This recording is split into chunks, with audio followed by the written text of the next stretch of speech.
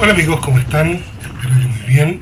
Como ven, tengo nueva tarjeta gráfica. La que estaba usando antes en el computador estaba realmente muy viejita, la pobre, y se nota tanto en la imagen que se puede ver poco más grande, ¿no es cierto? Los colores, la definición y el audio. El audio también cambió, que siempre ha sido una constante problema en el canal, pero ahora ya estamos mejor, digamos. Bueno, ya ven, tenemos nueva casa, si ustedes quieren, ¿no es cierto? Y por supuesto darle las gracias por todas las deditos para arriba, por todas las suscripciones nuevas, por todo los comentarios, los buenos comentarios y los malos comentarios también, que a veces me río mucho con ellos y contesto de forma irónica. No se asusten de repente con la respuesta, yo soy irónico muchas veces. Bueno, vamos al punto porque es un tema un poquito largo y un poquito complejo.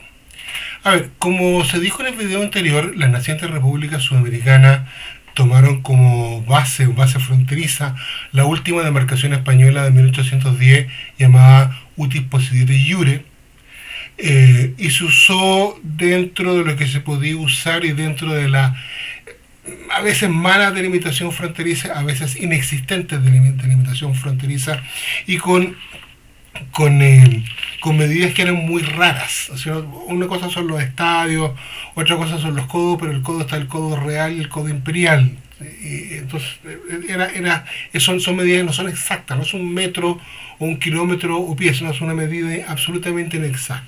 También dijimos que la Amazonas era una zona prácticamente inexplorada, solamente los ríos estaban trazados, y que con esta mala delimitación derivó una guerra entre Perú y la Gran Colombia de 1828 por la zona de Maynas. Bueno, pero entrando ya en el siglo XX y simplificando el tema, porque si no nos vamos es una cosa sumamente larga y enredosa. Bueno, como digo, en el siglo XX los peruanos pregonaban que el río Caquetá era el límite natural con Colombia, mientras que los colombianos lo establecían en el río Putumayo. Hay una franja, el río Caquetá está más al norte del Putumayo, y hay una franja de terreno que era la que estaba en disputa en el fondo. También hay que decir que para esa época las fuerzas militares peruanas habían avanzado sobre los ríos Putumayo, Napo y Caquetá, mientras que Colombia, la verdad, no tenía presencia militar, no había una fuerza militar que fuese significativa en la zona. El 6 de mayo de 1904, los cancilleres de Perú y Colombia firmaron en Lima el protocolo Pardo-Tanco-Arayes, también llamado Modus Vivendi, la forma de vivir. Y este protocolo designaba al rey de España, nuevamente, Alfonso XIII, para que arbitrase la cuestión de límites entre Perú y Colombia. Mientras esto sucedía, se declaraba zona neutral, re importante, zona neutral entre los ríos Caquetá y el Napo. O sea, ahí no podía haber presencia militar ni nada que se le pareciera. Sin embargo, los peruanos continuaron con el avance en la región, llegando a fundar en 1909 el poblado de Tarapacá. Sí, tiene el mismo nombre que San Lorenzo de Tarapacá, el cual ellos perdieron durante la Guerra del Pacífico aquel 27 de noviembre de 1879. Como fuera, fundaron de nuevo el poblado de Tarapacá en 1909, justo donde se junta el Putumayo con el río Cotuhue. Todo esto sin que los colombianos se dieran ni siquiera por enterados. O sea, en realidad estaba en la zona más bien peruana, más que colombiana, y en fin, no pasó nada. Entre las firmas de aquel protocolo de 1904 y la fundación de esta nueva Tarapacá en 1909, se dieron una serie de encuentros diplomáticos, acuerdos, desconocimientos de los acuerdos, desacuerdos, nuevas negociaciones, vueltas a foja cero, etcétera, etcétera, etcétera. Era una especie de diálogo de sordos que no estaban llegando a ninguna parte. En este enredado ambiente político aparece un tal Julio César Arana de Águila, fundador y dueño de la Casa Arana, explotadora y comercializadora del caucho. Arana comenzó con el negocio del caucho en la década de 1880, no está muy claro cuándo, pero se entiende que es a partir de esa década, con pequeñas plantaciones del árbol del caucho en la ribera del río Putumayo y que coincide con la fiebre, con la llamada fiebre del caucho. A ver, el caucho es un material que sirve hasta el día de hoy, entre muchas cosas, para elaborar neumáticos para automóviles, para motocicletas, y todo aquel producto que hoy día entendemos como elástico era hecho a partir del árbol del caucho, de la savia del caucho. En 1890 la Casa Arana había crecido mucho, a tal punto que trasladó sus oficinas centrales a Iquitos. Iquitos se fue ampliando a raíz de la fiebre del caucho.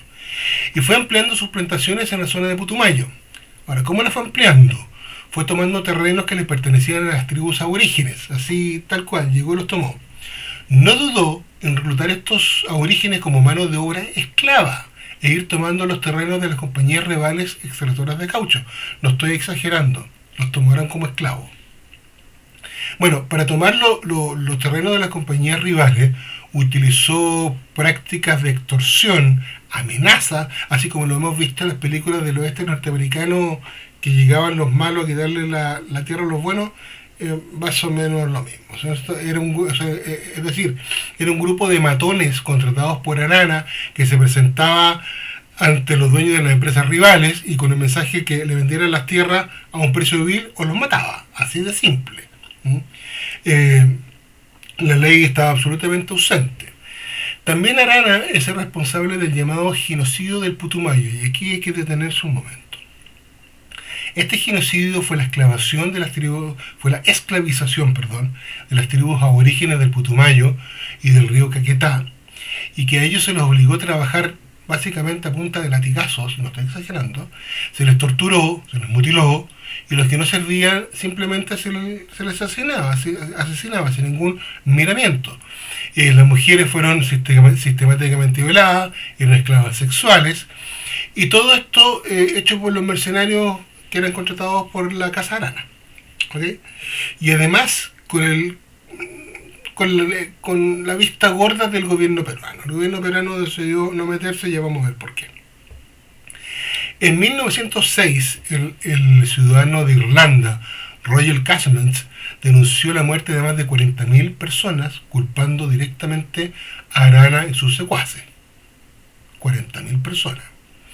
En 1909, el ingeniero norteamericano Walter Hardenberg publicó Putumayo, The Devil's Paradise, en el cual exponía los crímenes de Arana. O sea, ya habían dos ciudadanos extranjeros que habían estado ahí, que habían visto las cosas y lo estaban exponiendo al mundo. A pesar de que todo esto era públicamente conocido, en 1907 se funda en Londres la Peruvian Rubber Company con un capital de 1 billón de libras, cuyos socios fuera de Arana eran ingleses. Bueno, a tanto llegó el poder de Arana, que en 1902 fue elegido alcalde de Iquitos. No sé cómo fue la elección, solamente sé que fue elegido, y en 1922, o sea, 20 años después, senador de la República del Perú. O sea, un tipo que estaba completamente con las manos manchadas en sangre por sus órdenes, era elegido senador de la República del Perú. Entonces, la disputa que había sido netamente geopolítica de límites entre Perú y Colombia, ahora hay que agregar un nuevo factor, una nueva arista, que es la económica, con el agravante que el territorio dominado por Arana y sus plantaciones era custodiado por tropas peruanas. Esta arista económica no es menor, ya que en esos años el mundo demandaba el caucho en forma incesante, cada vez en cantidades mayores, al uso del caucho para hacer neumáticos y motos, y los neumáticos para autos y motos.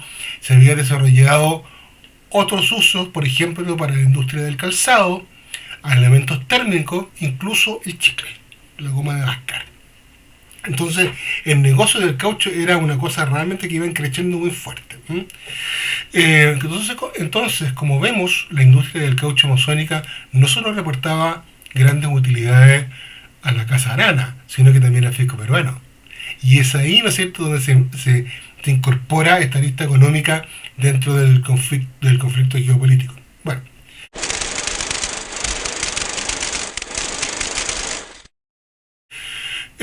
Durante el año 1910, el gobierno colombiano recibió numerosas denuncias de que avanzadas peruanas sobre el río Caquetá estaban entrando en Colombia. ¿Por qué? Porque también esa zona era rica en el árbol del caucho. O sea, un negocio.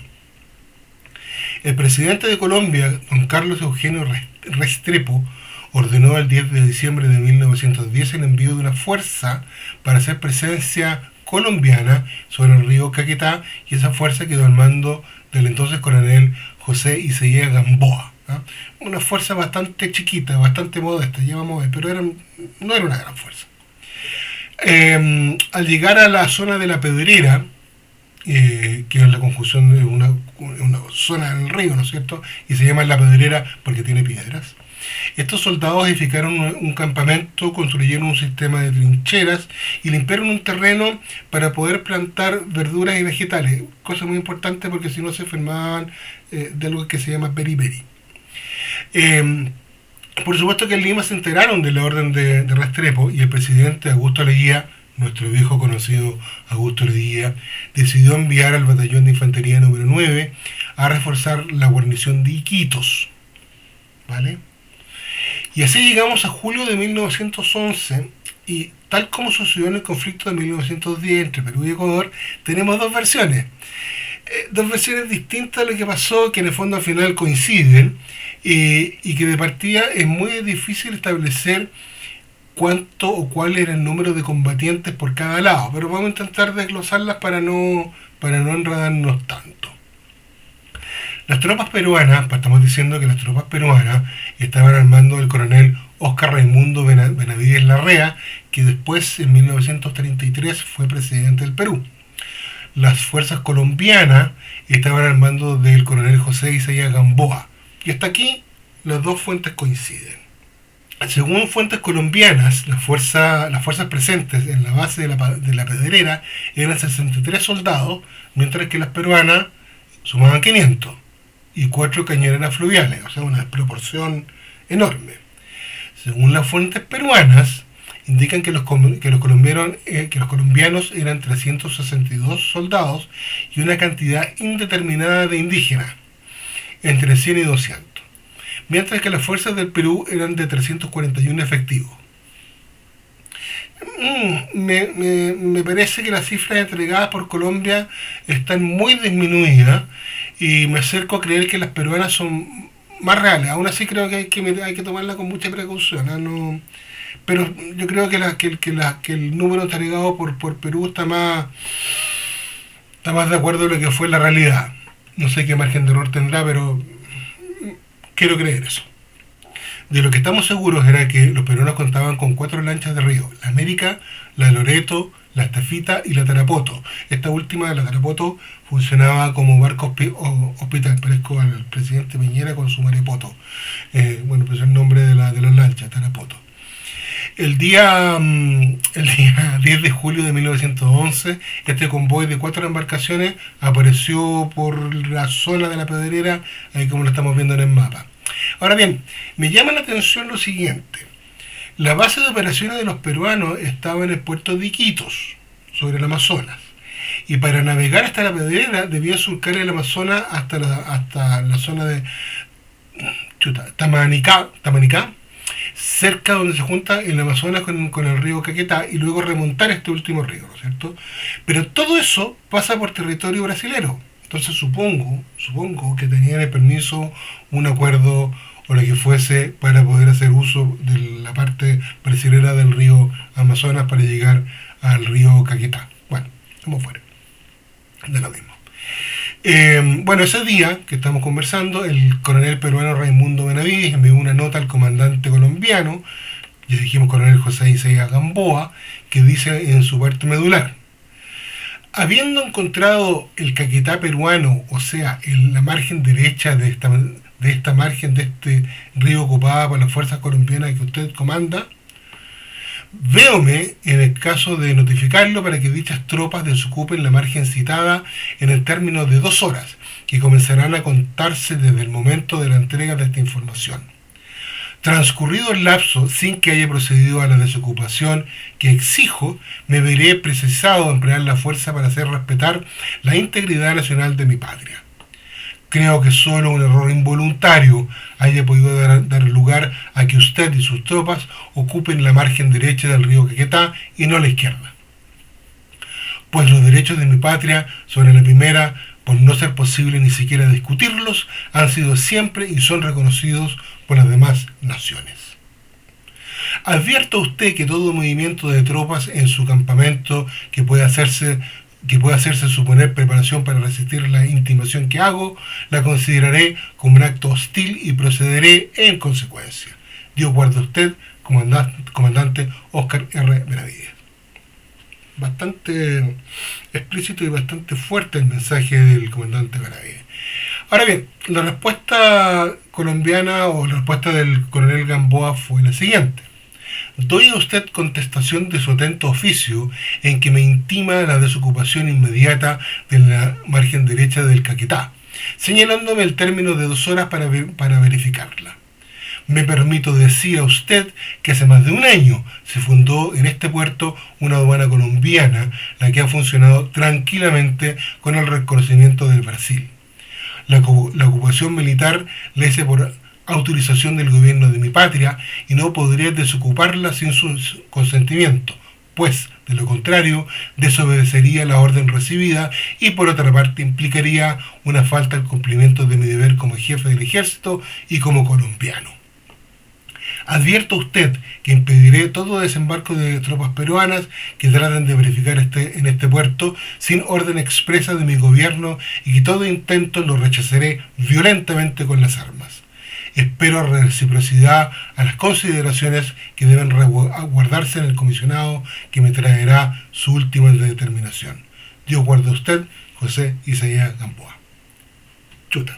Aquí podemos apreciar completamente el conflicto en toda su magnitud. El comandante peruano habla de la integridad de mi patria, aduciendo que el territorio es peruano, mientras que el colombiano dice todo lo contrario y más encima hace referencia a lo siguiente, comillas, hace más de un año se fundó en este puerto una aduana colombiana, la que ha funcionado tranquilamente con el reconocimiento del Brasil.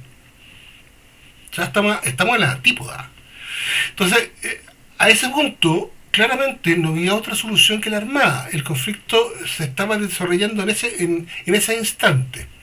Ahora, en lo que ambas fuentes coinciden es que las fuerzas colombianas estaban tremendamente disminuidas por las enfermedades de la zona tropical, como la fiebre amarilla y como el beriberi, que son deficiencias vitamínicas por mala alimentación. Por eso es que habían limpiado el terreno para poder plantar vegetales. También ambas fuentes coinciden que el mismo 10 de julio de 1911, la cañonera América y las lanchas Loreto y Estefita atacaron las posiciones colombianas, pero el ataque fue rechazado y se retiró por una avería en la cañonera. Al día siguiente, el 11, las fuerzas peruanas intentaron varios desembarcos, pero fueron rechazados por el constante fuego colombiano y porque aparentemente el lugar elegido no era el más adecuado por las corrientes del río, y se fue en un remolino bien fregado. Bueno, al final, el día 12, los peruanos desembarcaron al oeste de la posición defensiva colombiana y obligaron a la retirada de estos últimos. Ahora, ¿retirada a dónde? ¿A dónde se fueron? La versión colombiana habla de una localidad brasilera, pero no indica cómo llegaron, ni dónde llegaron, ni si se fueron por el río, si se fueron por la selva. No hay información al respecto. Yo supongo que si los peruanos tenían 4 lanchas fluviales y los colombianos ninguna, tuvieron que irse de a pie por entre medio de la jungla. Vaya, no es fácil. Bueno, en fin. Las fuerzas peruanas comenzaron a ser diezmadas por las enfermedades y se retiraron de la posición de la febrera el 16 de octubre, mientras que en Colombia, miles de ciudadanos se alistaban para ir a la guerra, y en el Perú la población exigió que los soldados se quedaran en el territorio, que, según ellos y la prensa, era legítimamente peruano. En el interín o en el intertanto, los cancilleres de ambos países, Ernesto Tezanos Pintos por el Perú y Enrique Olaya Herrera por Colombia, llegaron a un acuerdo en que Perú se comprometía a retirarse hasta el río Putumayo, de devolverse, mientras que Colombia volvió a ocupar la ribera del Caquetá. Con todo, el 6 de noviembre de 1911 se dio superado el incidente y se volvió al modus vivendi ante bellum. O sea, volvemos a la condición de vida antes del combate, antes de la guerra. Sin embargo, este combate chiquito nos deja dos lecciones sumamente importantes. La primera lección militar fue que el Perú ratificó su superioridad militar en la zona con una armada fluvial que no tenía contrapeso por la parte colombiana, ya que ellos no contaban con armada fluvial de ningún tipo. Ahora, Colombia tampoco tenía un despliegue estratégico de fuerzas terrestres que además eran comparativamente, las que habían, eran comparativamente mucho menores que el peruano. O sea,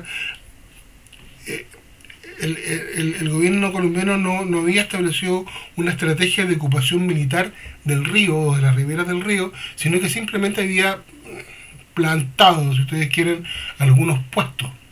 O sea, no había una decisión a nivel político-estratégica.